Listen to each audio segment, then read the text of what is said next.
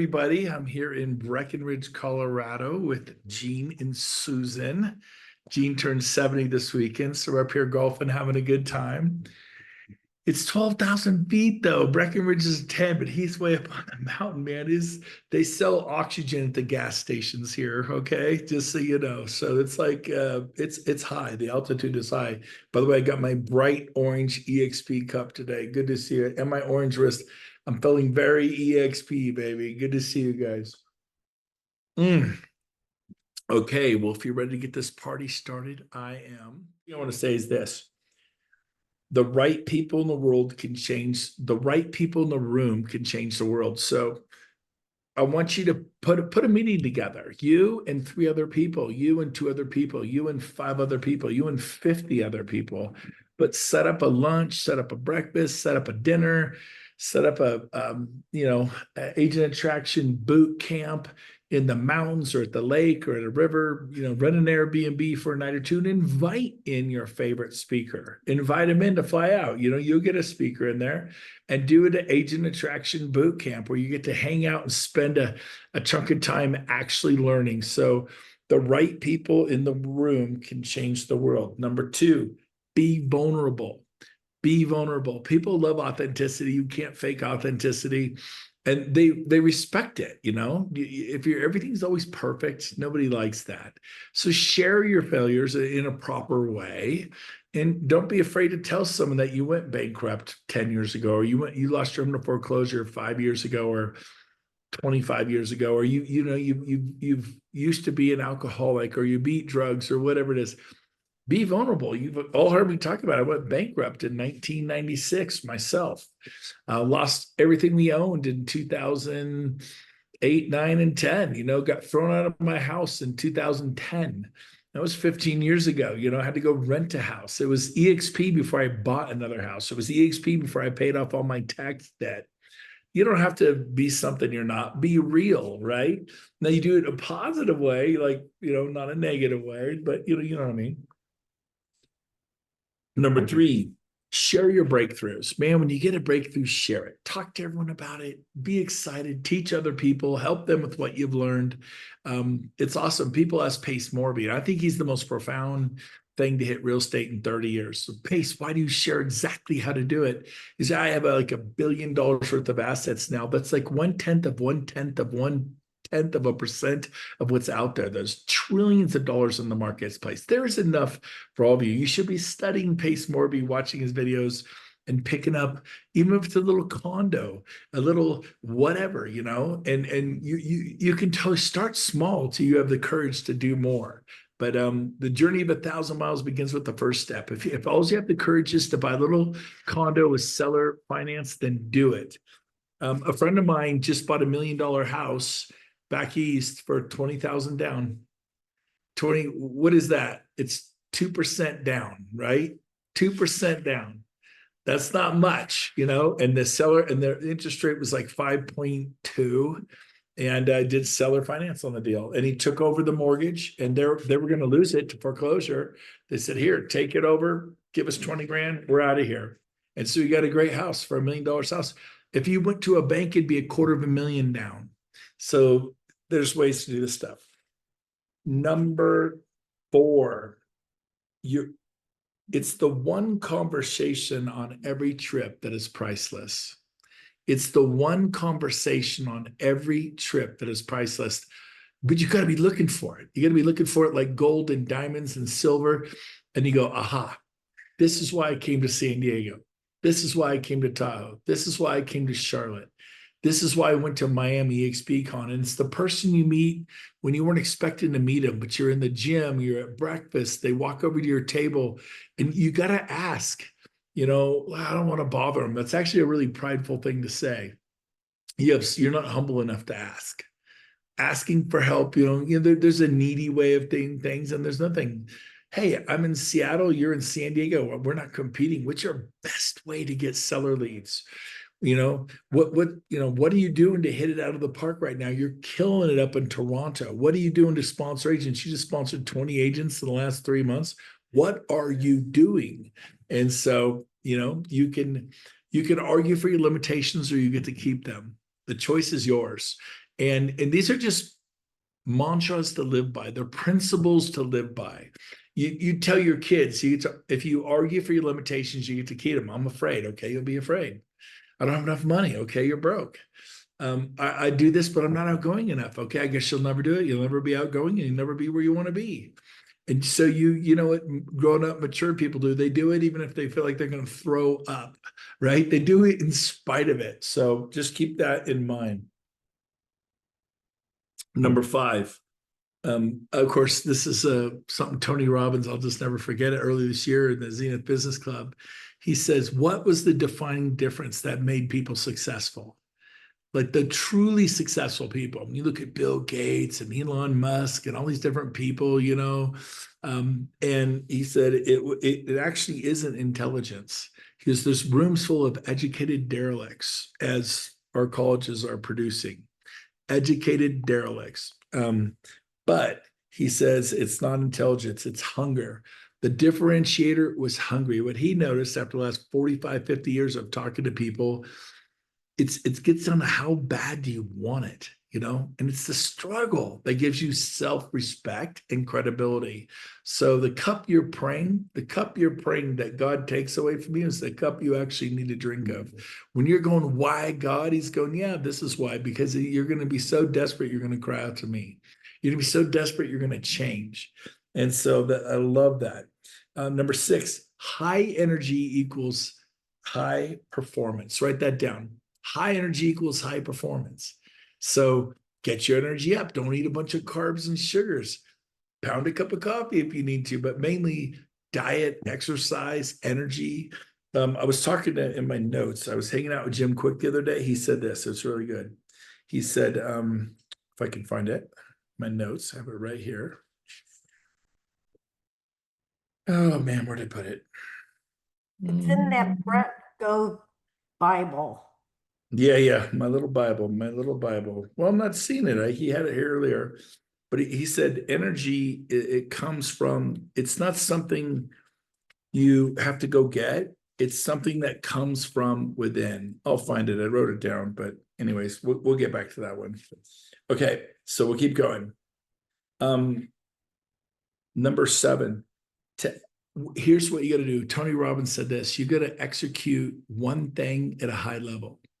Like, I'm not great at a lot of things, but I'm really good at this. Or how about this one? Write this down. What is my superpower? Everyone's got one. Some people it's listening, other people it's talking, right?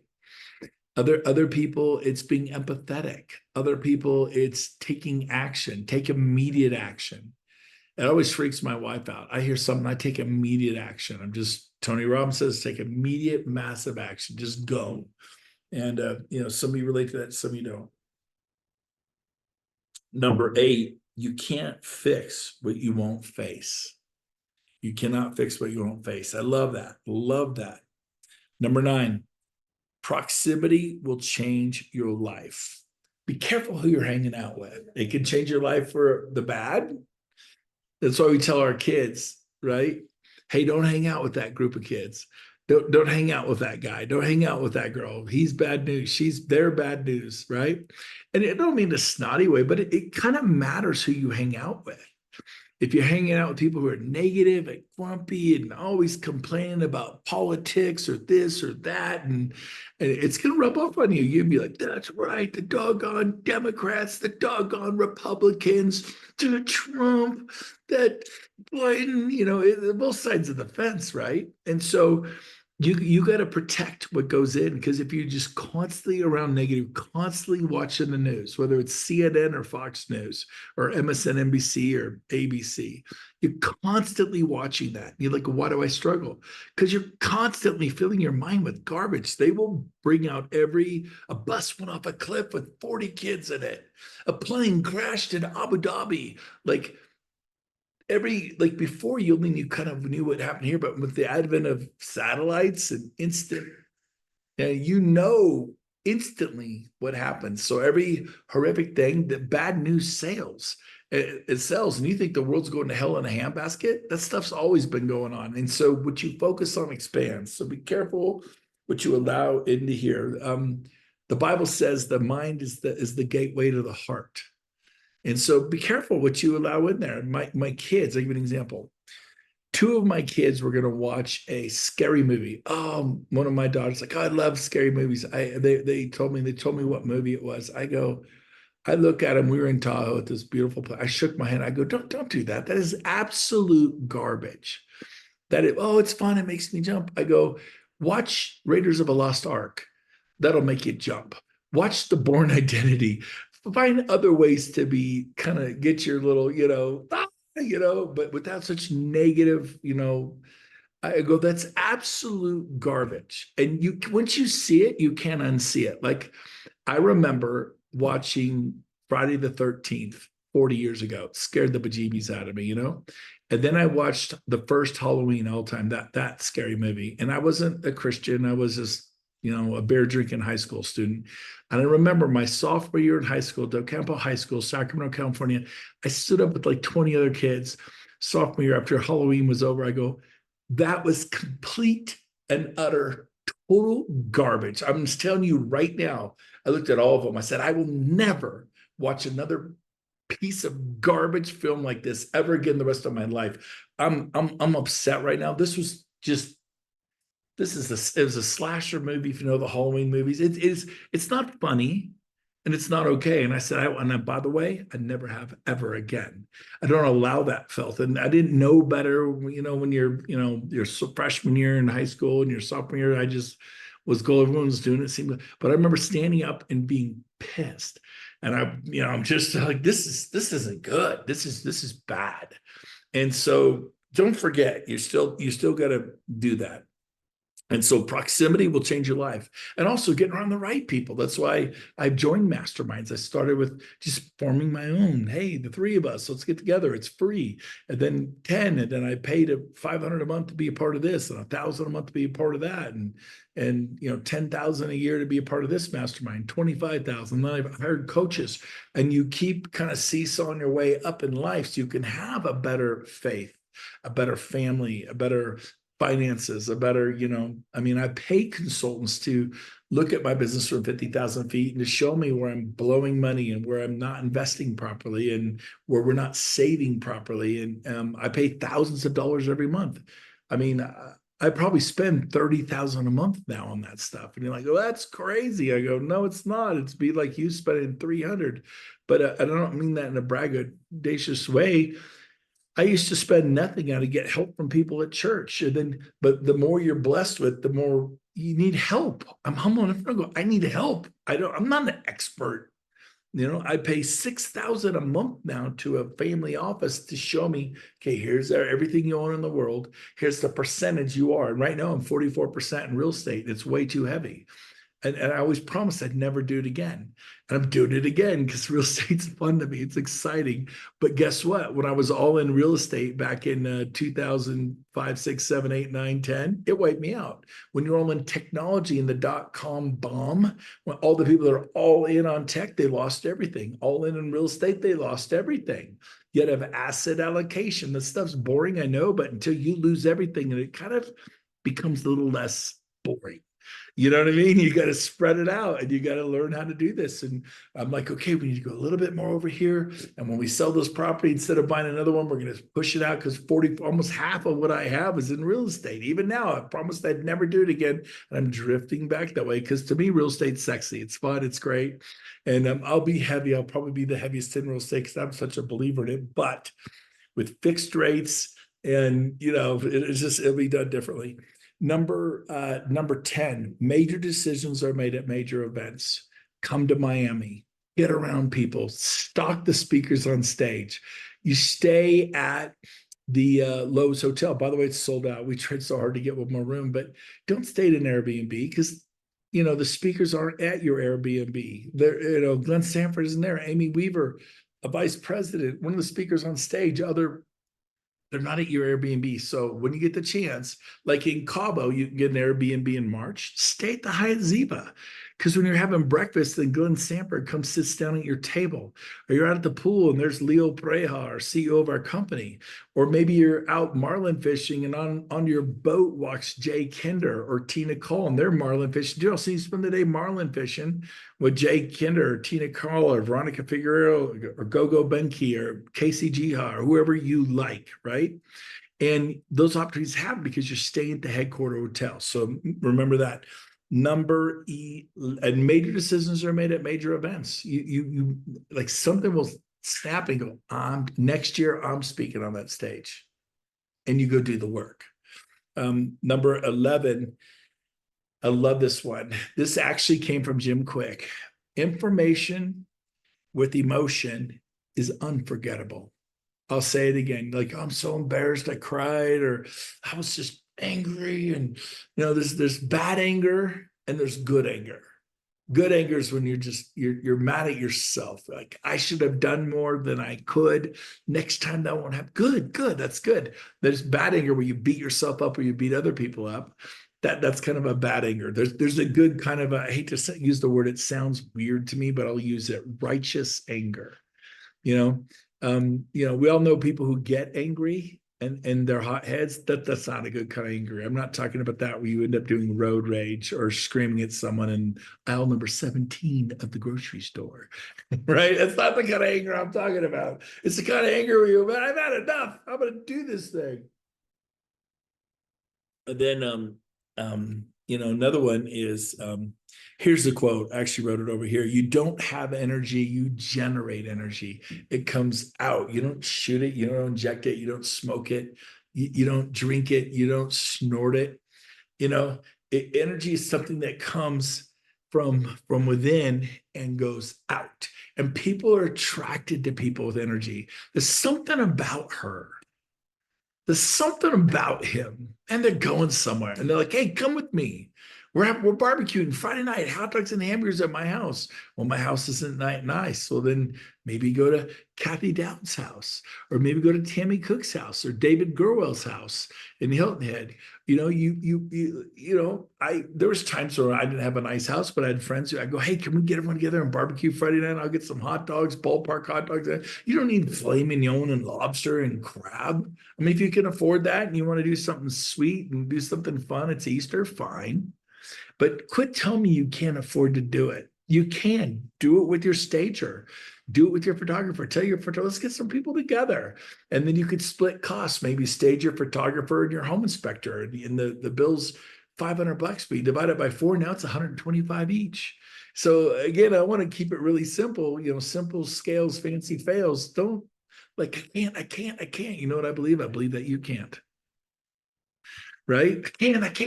You know what I believe? I believe that you can. Henry Ford said, if you think you can, you probably can. If you think you can't, you probably won't. Right? A man or a woman's about as happy as they make up their mind to be. And we all say to our kids and people who know, man, you gotta have a better attitude. You gotta respond well.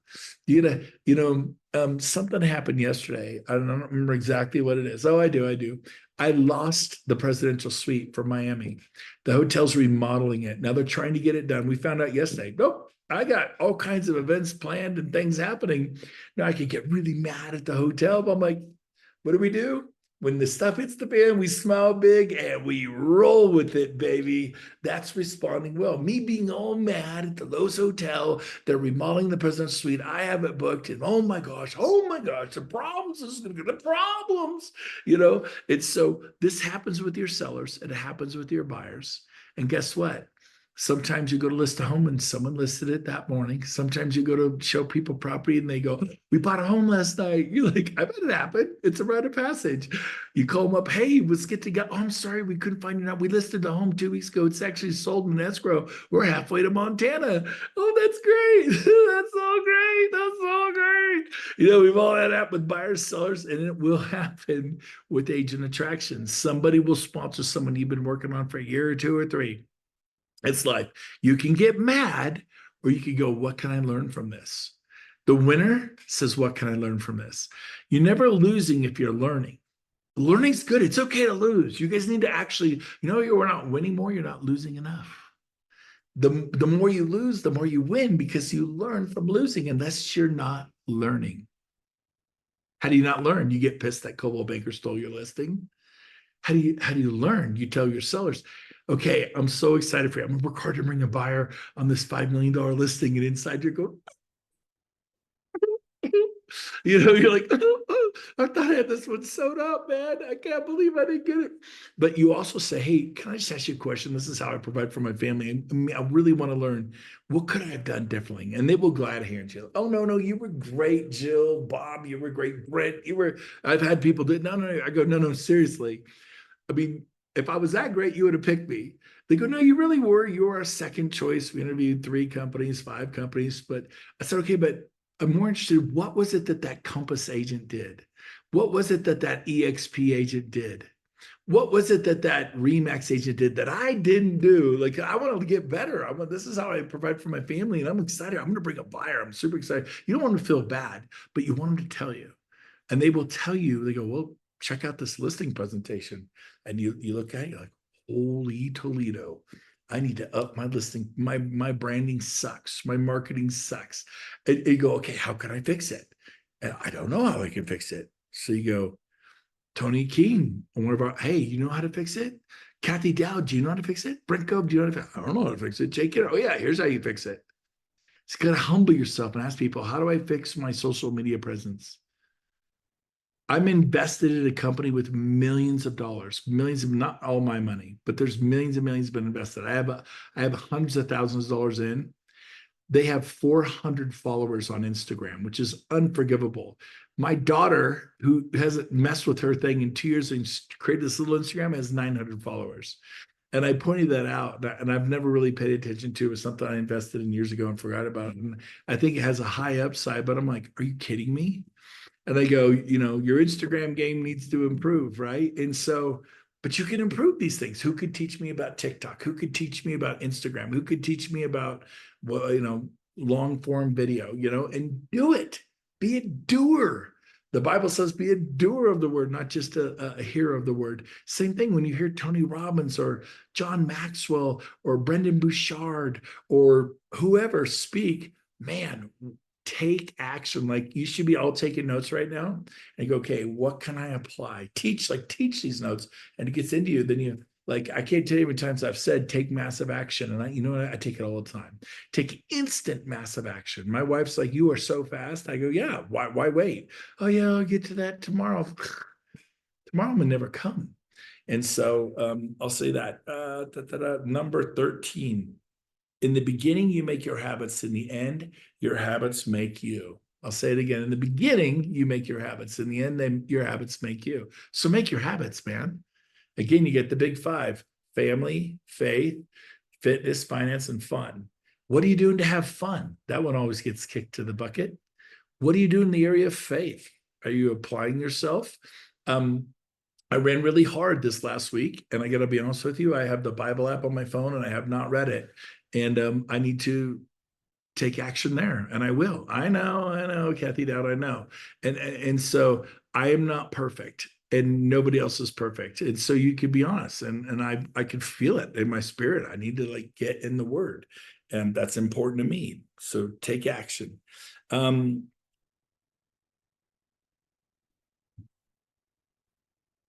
Jim Quickie said this. If you don't know who he is, he had brain damage. They called him stupid, slow, dumb. They had him in the small yellow bus. He hit his head as like a 3-year-old. They said he'll never be normal. He's now considered the most intelligent man in the world. But he studied the brain. He studied, how to speed read. And he's just an incredible guy. But he said, let your learning lead to action, the tiniest step. I'll say it again. Let your learning lead to action. Don't be an educated derelict. Let your learning lead to action, even if it's the tiniest step.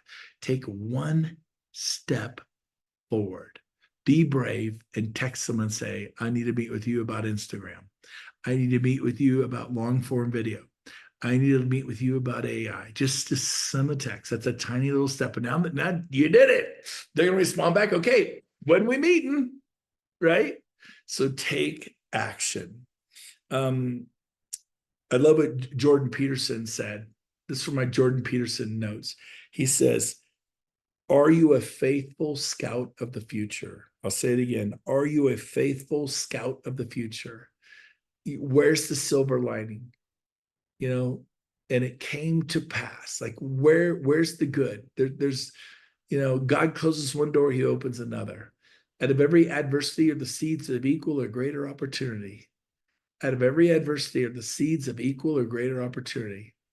It's not terrible that what's going on. I mean, some things are, but God's going to use it somehow, and you're going to help other people, right? You're going to help them. And so just remember that. Jordan Peterson always also said this. He says, you have an obligation to be optimistic. I like that. I'll say it again. You have an obligation to be optimistic. That's so cool. Are you optimistic? Are you? Jordan Peterson also said this. He says, you need to struggle upwards to a worthwhile cause. Are you struggling upwards for a worthwhile cause? What is your cause? What are you about? Where are you going to leave your mark on humanity? Are you an agent of change? Are you a change agent? Do you raise the temperature of the room when you enter it? Or do you suck the life out of it, like a whirlpool, right? Are you a globetrotter? Are you a history maker? Like, are you a history? Are you going to make history? How do you do stuff like that? Love, give, be a beacon of hope, even when you don't feel like it. Okay, I got this written down. I took notes in here, and he said, what you do in the dark will be rewarded in the light. What you do in private will be rewarded in public. I love that. I love that. So it's so funny. I'm just remembering these things. When I go to the notes, they're not there. I don't know. I must have put the thing in the wrong spot. But Jordan Peterson also said this. He says, all of our heroes are just flawed characters. Bend it like Beckham, David Beckham, he's just a guy. Michael Jordan's just a guy. Venus Williams is just a gal. Mother Teresa is an incredible woman who just loved people. She's got her idiosyncrasies, things that probably bug her, right? I mean, how many of you like nothing bugs you? For me, it's the way the toilet paper's on. If it goes under, I don't like that. When it goes over like a waterfall, it's like, come on, man, you got to put the toilet paper on, or you got to open the lights. Like I was talking to David Palma in my office. One of the blinds was wide open, the other one was shut, but kind of, they got to match. I have little idiosyncrasies. We're just all flawed characters in the end. So that's why you don't want to put people on a pedestal. Everybody's just trying to get through this life and love and do the best they can. And when you screw up, own it. When you mess up, say I'm sorry. So I missed an appointment last Friday with Jason. And who's Jason? Doesn't matter. But when I saw him again today and we reconnected, I said, buddy, I just want to know, I apologize. I really blew that. And I'm from the bottom of my heart, I'm sorry. And I was flying from Charlotte through into Denver, then catching a car and renting a car and grabbing luggage and 2-hour drive up here into Breckenridge. And I'm just spaced at it, missed an appointment, but I apologize from the bottom of my heart. So when you blow it, own it. It's not that you'll never make mistakes. You're going to make mistakes. Just own it. I love this one. Write this down, because some of you are in a desert right now. Some of you are in the wilderness. You're like, I just can't even see my way through this. Ready? Every desert can bloom. Come on, Kevin Mall. That's a good one. I like Kevin. He's walking around in his office. He's thinking, he's listening. Good to see you, buddy. Every desert can bloom. Jeff Russell from Newport Beach. And so you have moments in your life. We all go through them. There's nobody where you're just on the mountaintop and it's ecstasy all the time. Look at this view. What is it? The fields are alive with the sound of music, right? From the sound of music. It's just like this Shangri-La moment.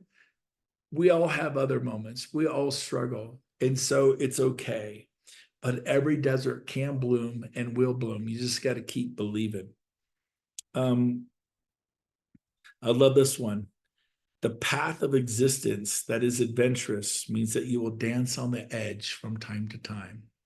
If you want to live a life of adventure, you're going to have to dance on the edge once in a while. It means talking to someone when you're not comfortable about listing their $20 million house, their $40 million house. Justin in St. Augustine listed a home for $19 million. That's a big listing. And then he found the buyer and he double-ended it. 38 million in one shot. That's enough to cap every year for 20 years.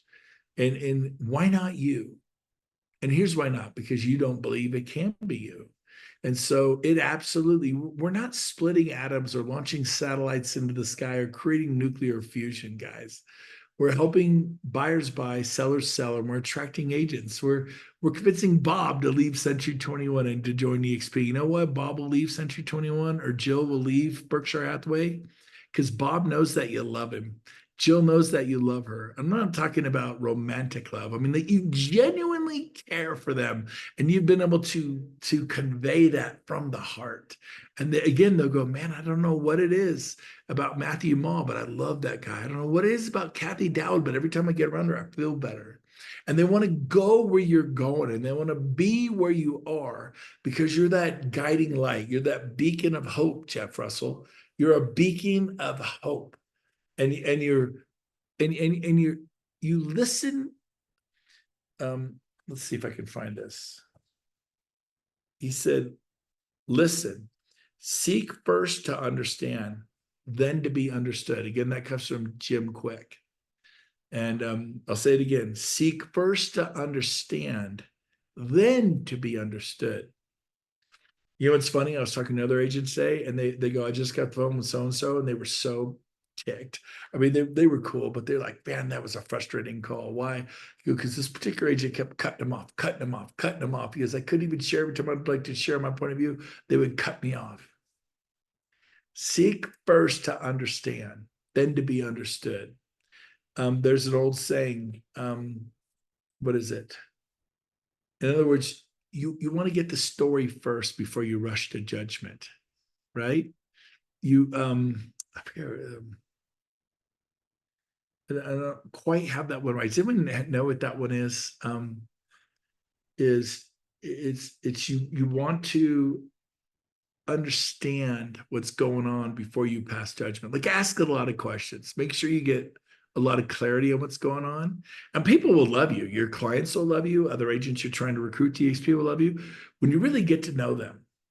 And that old saying that sounds silly sometimes, it's like, oh God, we've heard that before. But it is so true. In other words, people don't care how much you know until they know how much you care. Well, I've heard that one before. We all got to be reminded of it, you guys. People, that's how you get listings. That's how you put buyers in contract. That's how you convince agents to leave brokerages and join you. And when they know you care, you go, look, I'll promise you right now, I'm going to help you more than your sales manager at Remax. I'm going to help you more than your broker at Berkshire Hathaway or at Coldwell Banker. I'm just threatening you right now. I'm going to become more valuable to you than your manager at Compass. Watch, and then you just turn on the love. You send them books. You send them inspirational things that you've heard. You help them with any way. Like, I don't know much about listings. Well, maybe like we have a woman who just joined EXP and she listed 100 homes in the past 12 months. Who's that? She'll be speaking for me. Don't worry. You'll get to know her. But like, oh, you got to hear this. It's 30 minutes long. This woman just listed 100 homes in the last 12 months. Facts tell, stories tell. Tell the stories. They don't have to be yours. I can help you with listings. Here, listen to this. You may need to listen to it yourself and apply it, but it doesn't matter. They're like, oh my gosh, Jeff, thank you so much. Matthew, thank you so much. Kathy, thank you so much. Right? I mean, this is how it goes. You know, LJ, thank you so much. That was so helpful. And you just keep pouring on the love. And it's not just because you want to come to EXP.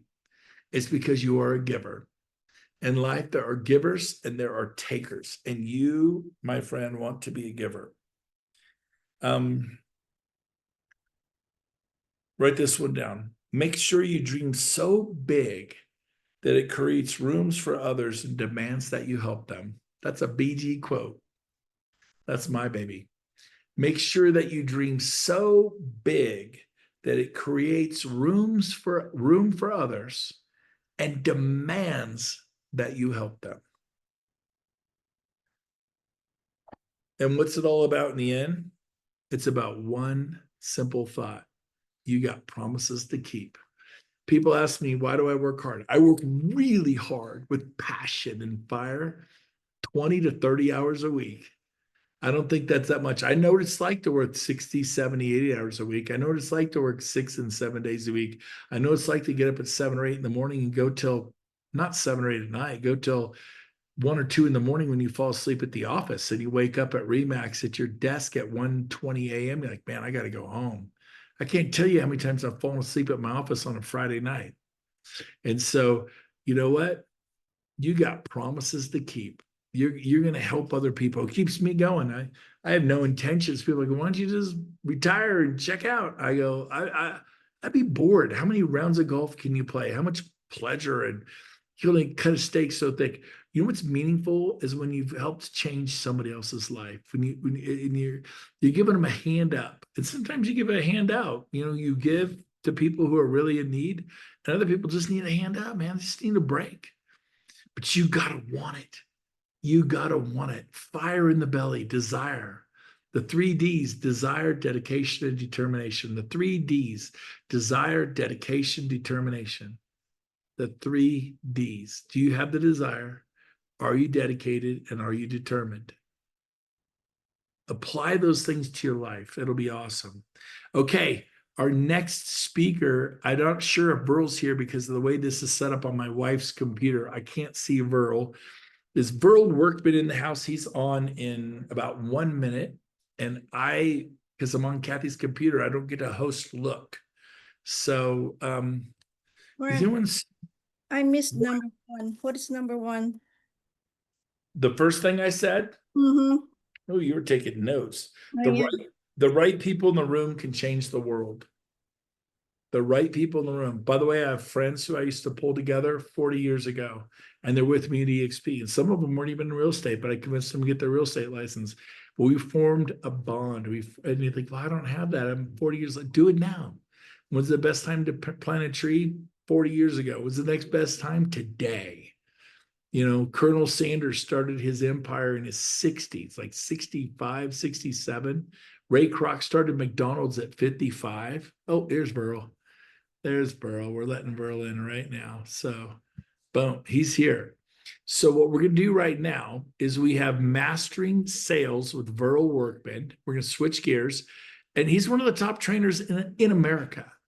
You'd be a fool not to watch this and take notes. He's going to go for the next 20 minutes. He's going to give you fire. And then you want to teach what you learn. And then it's like chiseling it in stone. In fact, I'll end with this and give it to Burl.